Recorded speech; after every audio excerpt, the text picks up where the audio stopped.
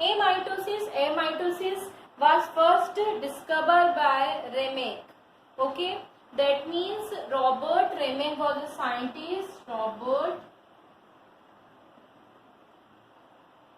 Remek was the scientist who first describe about amitosis in 1841.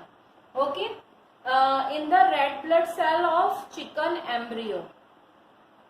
Okay, किसके अंदर? Red blood cell of chick embryo, है ना। इसके अंदर सबसे पहले इन्होंने इसके बारे में स्टडी करी थी। बाद में इसका डिस्क्रिप्शन जो था वो दिया था फ्लेमिंग ने। फ्लेमिंग ने बाद में इसका डिस्क्रिप्शन दिया था 1882 में। ठीक है, जनरली इन्होंने ये बताया था कि ये बहुत सिंपल स्टेज होती है जो जनरली प्रोकैरियोट या सिंगल सेल ऑर्गेनिज्म में देखने को मिलती है। इसके अंदर क्या होता है, इसके अंदर जनरली ये कि इसके अंदर mammalian cartilage, growing embryonic membrane, इन सब के अंदर एमाइटोसिस की प्रोसेस देखने को मिलती है। इसमें क्या होता है, जो पेरेंटल सेल होती है, ये कोई पेरेंटल सेल है, इसके अंदर न्यूक्लियस है और ये इसका साइटोप्लाज्म है। ठीक है, इसके अंदर क्या होता है, पेरेंटल सेल जो होती है ये क्या करती है, पेरेंटल सेल डिवाइड होती है। इस पेरेंटल सेल का क्या होता है, डिवाइडेड पेरेंट सेल डिवाइडेड, है ना। पेरेंट सेल डिवाइड होती है जिसके अंदर क्या होता है, ये जो होते हैं न्यूक्लियस जो होता है वो न्यूक्लियस क्या हो जाता है, ब्रोक डाउन हो जाता है और साइटोप्लाज्म का डिवीजन होने लगता है और उसके थ्रू ये क्या करते हैं, दो न्यू डॉटर सेल का फॉर्मेशन कर लेते हैं और इस तरीके से क्या होता है, सेल डिवीजन जो होता है वो कंप्लीट होता है। ठीक है, ये सेल डिवीजन जो होता है जनरली क्या होता है, पैरामीशियम के अंदर देखने को मिलता है ना। इसके अलावा जो छोटे जो सिंगल सेल ऑर्गेनिज्म में बैक्टीरिया के अंदर भी इसी तरीके का सेल डिवीजन देखने को मिलता है, सिंपल प्रोसेस के थ्रू देखने को मिलता है। ठीक है, ये फर्स्ट स्टेज है सेल डिवीजन की जो बहुत सिंपल होती है। इसके बाद नेक्स्ट स्टेज जो आती है वो आती है mitotic cell division.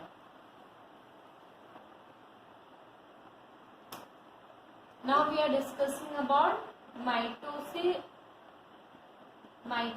Cell division.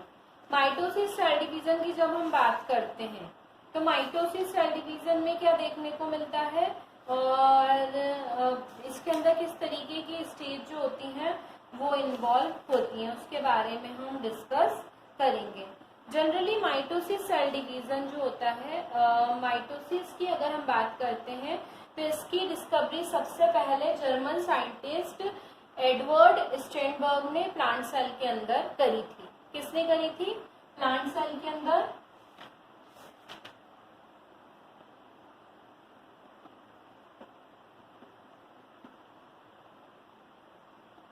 Edward Steinberg ने, right.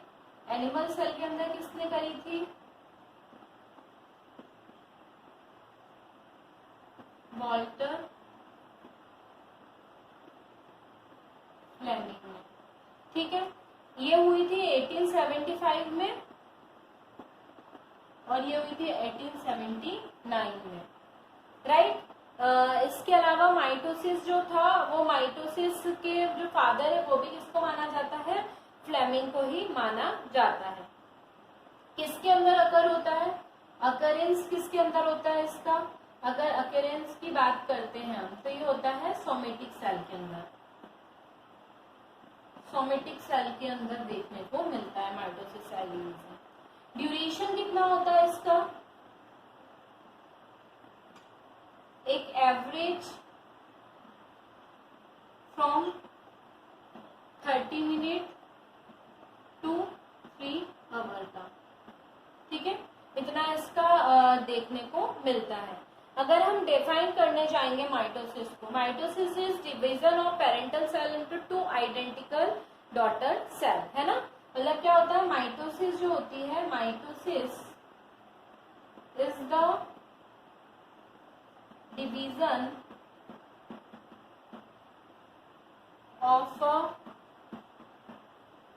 Parental cell to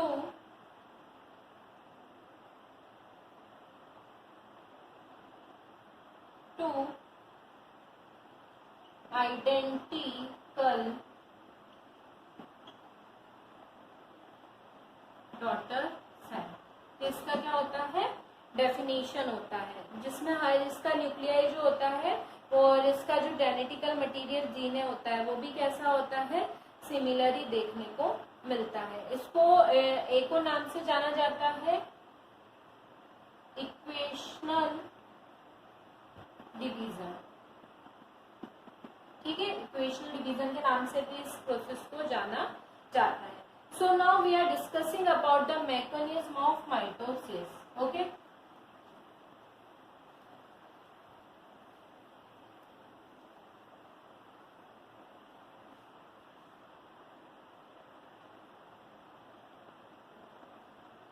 mechanism of mitosis, ठीक है, कैसी मैकेनिज्म देखने को मिलती है माइटोसिस के अंदर।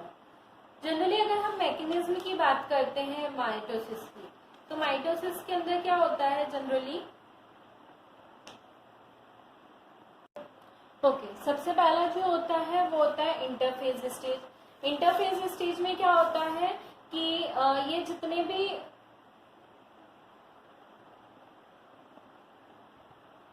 सेल डिवीजन, सेल जो होता है अपने आप को प्रिपेयर करता है सेल डिवाइड करने के लिए, ठीक है।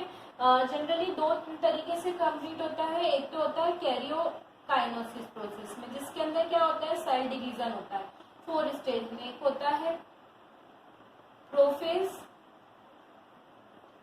दूसरा होता है मेटाफेज, थर्ड होता है एनाफेज,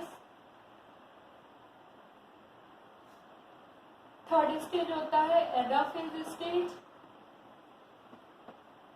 और फोर्थ होता है टीलोफेज स्टेज, ठीक है। इन 3 स्टेज में क्या होता है, ये प्रोसेस जो होती है वो कंप्लीट होती है। प्रोफेज स्टेज में क्या होता है, प्रोफेज स्टेज में जो होता है डीएनए जो क्रोमोसोम होते हैं वो अपने आप को प्रिपेयर करते हैं सेल डिवीजन के लिए। इसके अंदर क्या होता है, प्रोफेज स्टेज के अंदर सबसे पहले जितने भी क्रोमोसोम होते हैं,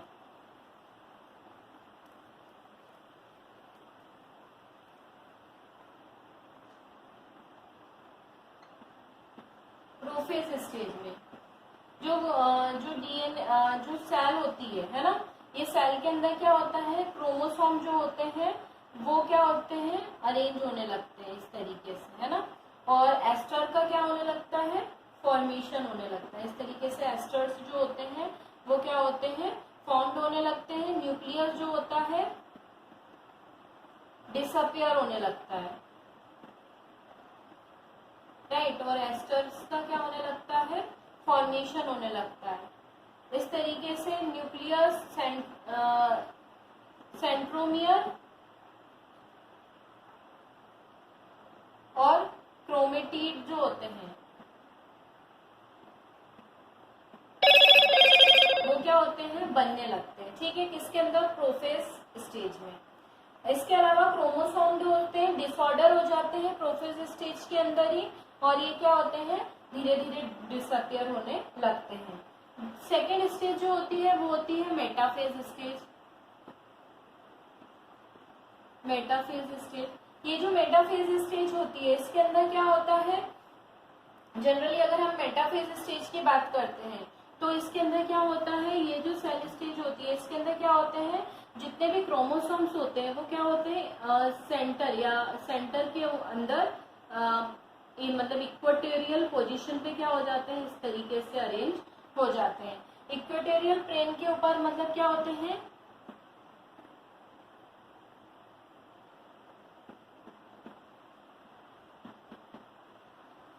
इक्वेटोरियल प्लान पे क्या होता है, क्रोमोसोम अरेंज होने लगते हैं और जो इसकी साइड्स होती है इनके ऊपर क्या होता है, एस्टर फाइबर्स का फॉर्मेशन होने लगता है। इस तरीके से एस्टर्स जो होते हैं वो यहाँ पे फॉर्म होने लगते हैं। फिर धीरे धीरे ये जो होता है नेक्स्ट स्टेज में जाते हैं, दैट इज एनाफेज स्टेज। इस एनाफेज स्टेज में क्या होता है, क्रोमोसोम जो होते हैं इसके अंदर क्रोमोसोम क्रोमेटिड्स बिकम क्रोमोसोम, मतलब ये जो क्रोमोसोम्स होते हैं ये क्या होते हैं, एक दूसरे से अपोजिट पोल पे ये क्या होने लगते हैं, अट्रैक्ट होने लगते हैं। किस तरीके से देखने को मिलता है कि ये जितने भी क्रोमोसोम्स होते हैं ये सारे क्रोमोसोम क्या होते हैं, जो इनका इक्वेटोरियल होता है उसकी तरफ क्या होने लगते हैं, इन फाइबर्स के एस्टर फाइबर के थ्रू ये क्या होने लगते हैं, अट्रैक्ट होने लगते हैं। और अट्रैक्ट होकर क्या होते हैं, एक दूसरे के अपोजिट इस तरीके से जाने लगते हैं।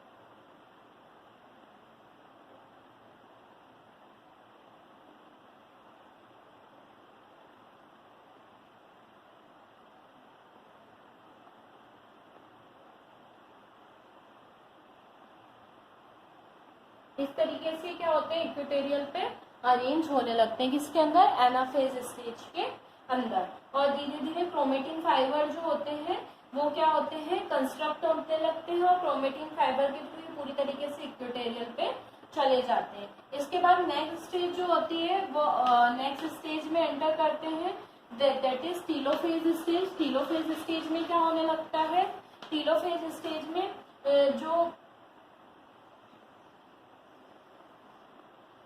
टीलोफेज स्टेज में क्या होने लगता है कि धीरे धीरे जो एस्टर रेस होती है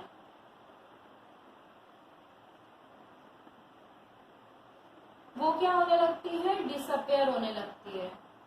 डिसअपेयर एस्टर रेस, है ना।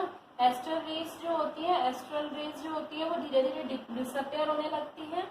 न्यूक्लियस जो होता है वो फॉर्म होने लगता है ना। और न्यूक्लियस के फॉर्म होने के साथ साथ क्रोमेटिन फाइबर पूरे होने लगते हैं।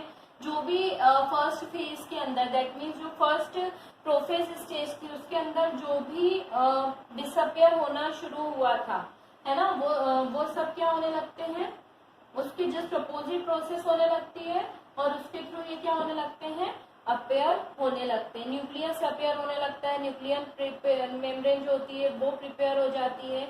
स्पाइंडल्स जो होते हैं वो स्पाइंडल्स रेस क्या होती है, स्पाइंडल रेस जो होती है ये भी क्या होने लगती है, डिसअपेयर होने लगती है। स्पाइंडल बोलते हैं इनको, ये भी क्या होने लगते हैं, डिसअपेयर होने लगते हैं। और इस तरीके से थोड़े टाइम बाद क्या होता है, क्रोमेटिन एक कंप्लीट सेल के अंदर डिवाइड होके दो डॉटर सेल का क्या कर लेता है, फॉर्मेशन कर लेता है, डॉटर सेल का फॉर्मेशन कर लेता है। इस तरीके से क्या होता है, डॉटर सेल बन जाती है। और ये जो डॉटर सेल होती है ये क्या होता है, सिंगल सेल से डबल सेल बन जाते हैं और इसी स्टेज को बोला जाता है माइटोसिस स्टेज। जैसे ये एनिमल में होता है उसी तरीके से इनका साइटोप्लाज्म डिवाइड हो जाता है और साइटोप्लाज्म के थ्रू दो न्यू डॉटर सेल का फॉर्मेशन हो जाता है। तो ये जो प्रोसेस होती है इसको कैरियोकाइनेसिस बोला जाता है और जिसके अंदर साइटोप्लाज्म का डिवीजन होता है उसको साइटोकाइनेसिस बोला जाता है। और इस तरीके से क्या होता है, माइटोसिस सेल डिवीजन जो होता है वो कंप्लीट होता है। आई होप सो आप लोगों को सबको ये टॉपिक क्लियर होगा। जनरली अगर हम माइटोसिस के सिग्निफिकेंस की बात करते हैं तो ये क्या होता है, सेल साइज को मेंटेन करके रखता है, जो एग्स और ये सब होते हैं इनकी फर्टिलिटी को रिपेयरिंग करने में, हीलिंग जो होता है उसको रिपेयर करने में, रिप्रोडक्शन में, है ना, सेल के मतलब सेल नंबर में इंक्रीजमेंट में, इन सब में क्या होता है, हेल्प करता है ये वाला सेल डिवीजन। और इस तरीके से हमारा माइटोसिस सेल डिवीजन कंप्लीट होता है। Now next lecture we are discussing about meiosis. Okay, so till then student, have a nice day, good bye.